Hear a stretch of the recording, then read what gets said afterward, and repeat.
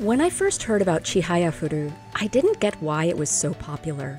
I'm not into sports stories anyway, unless it's about a sport I like, and Chihaya Furu is about the sport of competitive karuta, a Japanese card game based on poetry.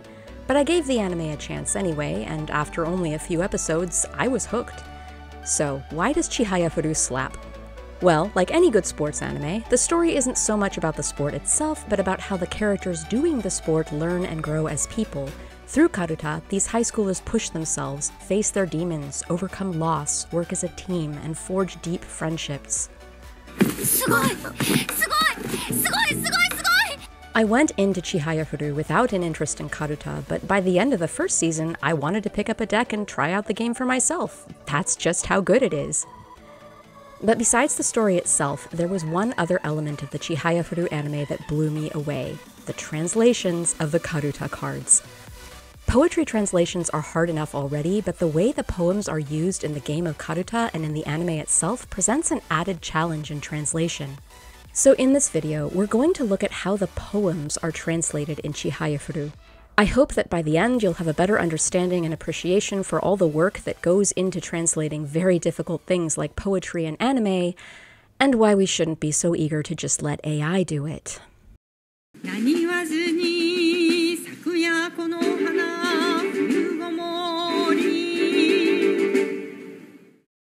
Before we proceed, I want to take a moment to thank my super patrons: DataFox, Greg, Henry Roaming, Jacobel, Leifam, Alexei, Cody Spence, Velios, Brent, Matt Mack, Patterson Music, Roel, and Tony Hoyt. Poetry translation is quite possibly the most difficult form of translation. Since I expect most of the people watching this video are casual anime fans and not advanced Japanese learners or translators, I'm not going to go too deep into the weeds on the mechanics of poetry translation, but I am going to explain why poetry translation is so challenging. The crux of it is this: there are many elements to a poem besides the meaning of the actual words. There's meter, rhyme, alliteration, how it sounds, cultural context, historical context, the number of syllables per line, the deeper meaning of the poem, and the emotional response it elicits, to name a few. It's like a Venn diagram with 10 circles. You can definitely achieve one element, you can probably achieve 2 elements, but with each additional circle you include, it gets harder and harder and harder to translate every single element of the poem into another language. And as if that weren't hard enough already, the poems used in karuta are old.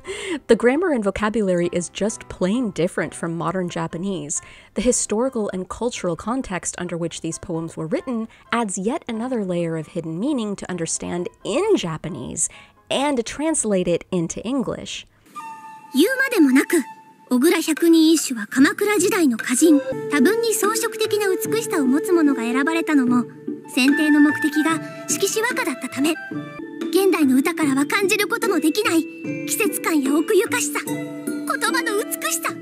This alone makes the translation of these poems extremely challenging, but as I mentioned in the beginning, the poems in Chihaya Furu present yet another challenge: how they're used in the game. Karuta uses a collection of 100 classic Japanese poems. These poems make up a deck of karuta cards where the second verse of each poem is printed onto each card.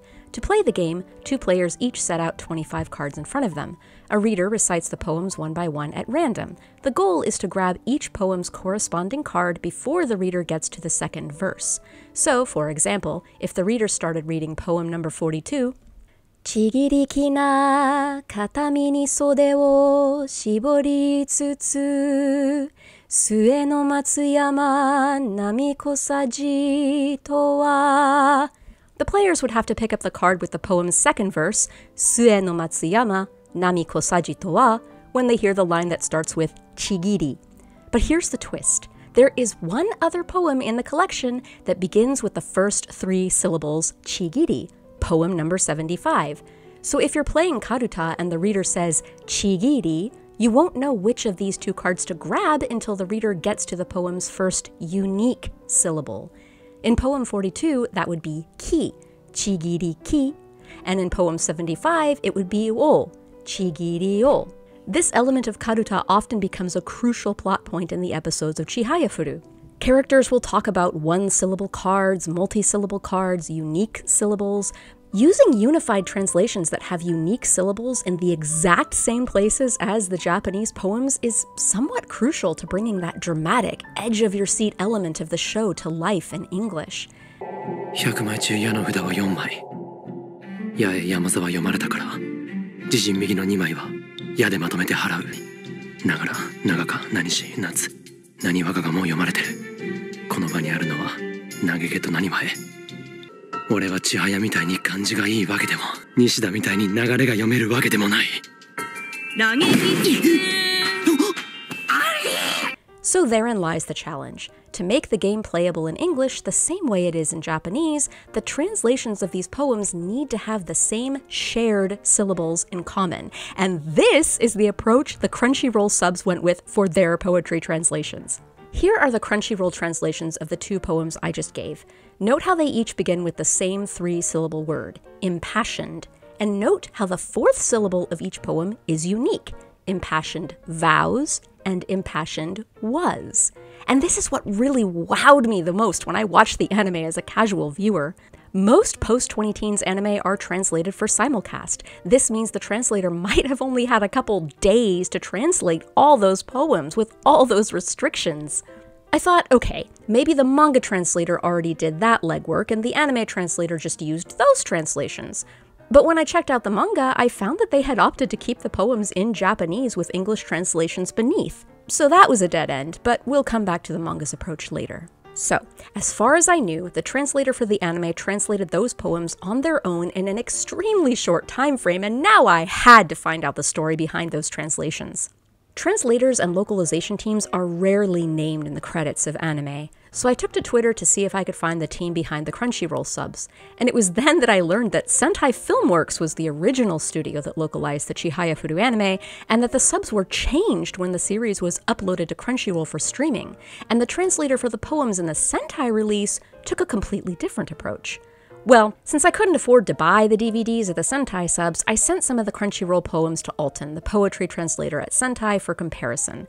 I transcribed these myself, but I later discovered that a Redditor already transcribed all of the Crunchyroll poetry translations, so definitely check out that post if you're interested. I'm going to link it below.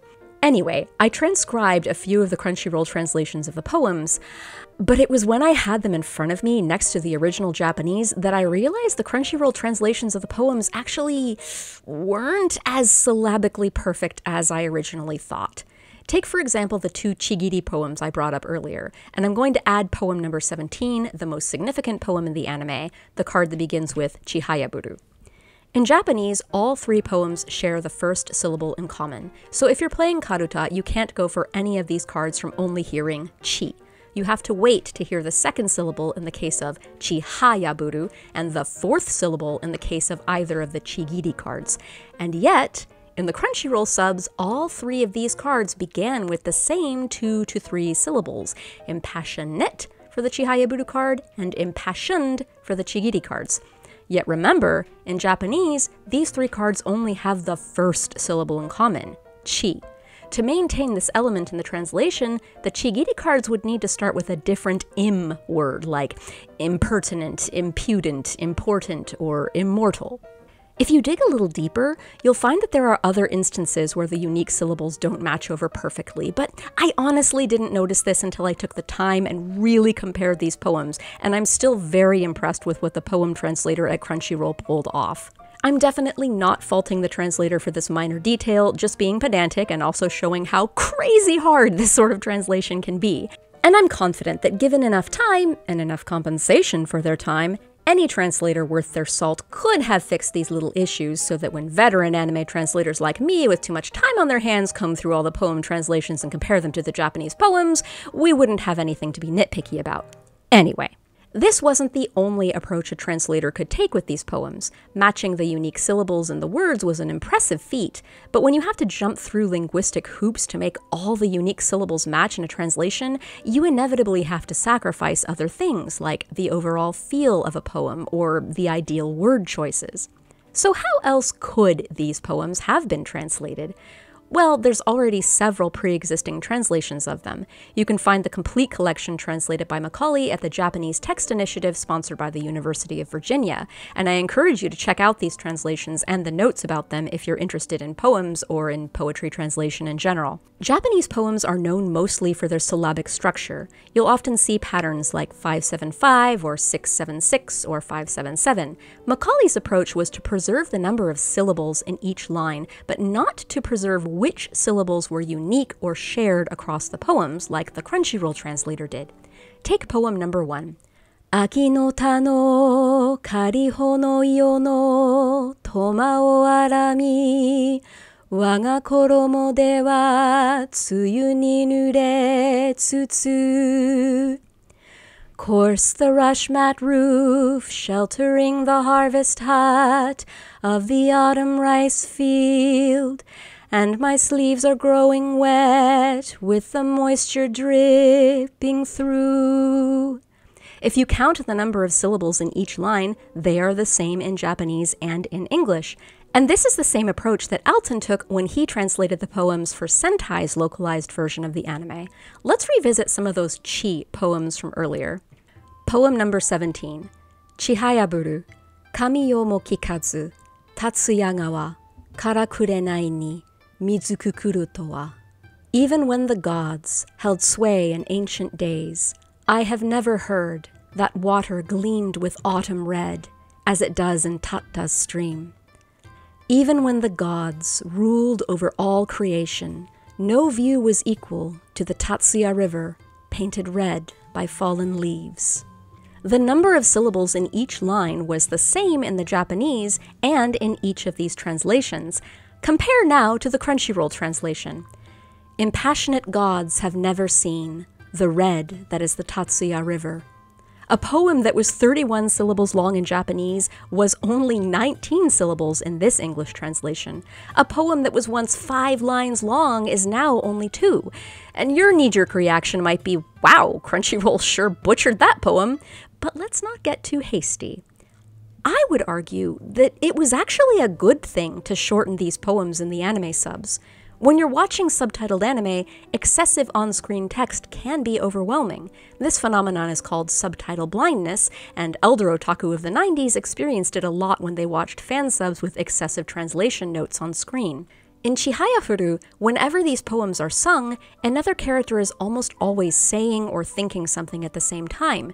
This means the poem subtitle will be at the top of the screen, the line of character dialogue will be at the bottom of the screen, and often the text on the cards or anywhere else will also be translated in the middle of the screen. There's simply no way that your average anime viewer would have time to follow the story and read through the poem properly, taking in all its subtle nuances and symbolism, unless they paused the stream for a minute or two. So, with Crunchyroll's approach, the poems lose their structure and are at times a little less poetic. But with Sentai's approach, the unique syllable game element in Karuta is harder to bring across, and the screen risks being overly cluttered with text. So you might be asking yourself, is there another way? Yes, there is another way. You could just leave the poems in Japanese. That would preserve their syllabic form, it would preserve the sound of the poems, and it would preserve all the unique syllables that make the game of Karuta and the dramatic moments in the story exciting. And this is the approach the English adaptation of the manga took. In the manga, the poems were left in Japanese with decent English translations beneath. This approach works well in the manga because the reader has the luxury of time. They don't have to pause the screen to read all the extra text, because it's manga. I would argue, though, that too much text in a panel of manga still can look cluttered. In big action moments in comics, you typically want as little text as possible. The longer you have to linger on a panel to read a bunch of text, the more time that panel is going to occupy in your mind. It throws the pacing off. So maybe you're thinking, why not keep the poems in Japanese, then have translations of them in the glossary? That could work, except the poems often correspond to emotional moments in the story. A poem might talk about loss while a character is losing. It might talk about lost love when a character is pining over someone they can't have. The poems often express the unspoken thoughts and feelings of the characters as they play the game. To keep them in Japanese would deprive the English-speaking fans of that connection. So, what do I think would be the best translation approach for the poetry in the anime version of Chihayafuru? Alton said that the ideal translation would probably be a synthesis of Crunchyroll's and Sentai's approaches, and I agree. Translations that keep the syllables and poetic feel of the poems intact, but that still follow the rules of which cards have shared first syllables, second syllables, and so on, would be the best approach, in my opinion. With all these factors to consider, it seems nearly impossible to create the perfect poetry translations for Chihayafuru, but with enough time, with enough creative and talented translators, and with a high enough budget, I believe a near-perfect translation is possible. A translation that takes everything into account. A translation that respects the anime and its fans. A translation that faithfully pays tribute to the beautiful story, poems, and characters that is Chihayafuru. So, this video was not about poetry translation or Chihayafuru. That clickbaity title wasn't actually clickbait. This video is about AI translation. Think about all the factors that go into translating poetry. Think of all the circles in that giant tangled snarl of a Venn diagram. Think of all the very human factors that go into poetry. The artistry, the emotionality. While it's more obvious to see the intricacies in poetry translation, I assure you these intricacies exist in all anime translation. Is AI really capable of doing your favorite anime justice? And even if it is capable, is that really what we want? You're going to be seeing more manga and anime translated by AI in the coming years. And you're going to see more hot takes from a certain reactionary faction of the fandom, gloating about how wonderful it is that AI are translating and that all the pompous, woke, femoid translators like me are going to be fired. Thankfully, these people are silly, and you don't need to take anything they say seriously. Yes, eventually, AI will probably be good enough to translate anime and manga, maybe even good enough to translate something as complicated as the poetry in Chihayafuru. But it's not there yet. For all the hype it's currently getting, machine translation is nothing new. It's been around for many years. At its best, it's a tool that human translators can use to look up words and phrases, make sure our terms match, and generally make our jobs easier, much in the same way we use dictionaries or the tools and basic word processing programs like Word and Excel. With machine learning, AI absorbs all the translations and dictionaries it's fed, and it can spit out a rather convincing translation of something. I say rather convincing because these translations aren't always correct, and sometimes they have that sort of uncanny valley feel to them. You know something's off, but you can't quite put your finger on it. Since Japanese and English in particular are a very different pair of languages, an AI translator needs a buttload of context to produce an accurate translation. The way the technology is now, you need a human to feed the AI with all the information, and you need a human to check the translation for errors afterwards. To produce a good translation with AI today, you need a human or humans doing just as much work, if not more, to produce the same translation a human could have done. But corporations don't respect this, and they aren't willing to pay humans to do the extra work to make AI translations good.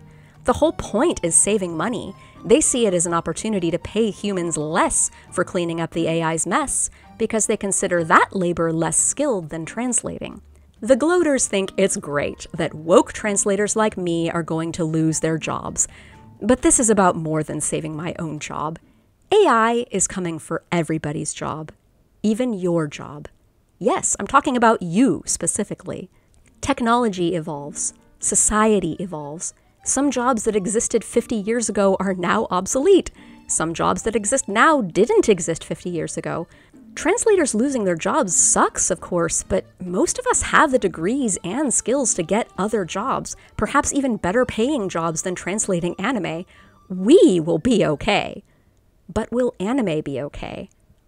What do we risk losing if we let unfeeling machines make art? What do we risk losing if we take creative power away from passionate fans who worked very hard to join the industry and give it to machines and soulless corporations trying to save a few bucks?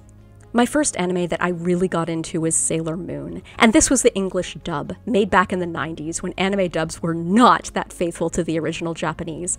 When I saw Sailor Moon in Japanese for the first time after I became fluent, the show took on a whole new flavor. Characters I thought I hated, I wound up loving. Characters I thought I loved, I realized were kinda snobby. And I realized that the same was true of all the anime that I had enjoyed fan-subbed before I learned Japanese. While the translations of these shows were technically mostly correct, they didn't quite capture the flavor of these shows as perfectly as they could have. My experience as a viewer was a bit lacking. This is why I became a translator. I wanted to help non-Japanese speaking fans experience anime as authentically as possible. And even though I focused primarily on the poetry and the Chihayafuru subs in this video, the dialogue translator did a stellar job with those characters as well. As I watched through the anime, understanding it in Japanese while also reading the English subs, it was reassuring to know that the Chihayafuru fans who don't understand Japanese are still getting an authentic experience. The quality of a translation can absolutely make or break an anime, and the translations of manga and anime have never been better. I say this as somebody who understands Japanese and who has been a fan of anime since before the majority of the people who watch my videos entered kindergarten. I'm not saying I'm a better fan than you. I'm not saying I know more about anime than you, but I do know anime translation, and I do love anime. I just want to give fans as authentic an experience as possible. We all do. And AI, at least for the time being, can't do that.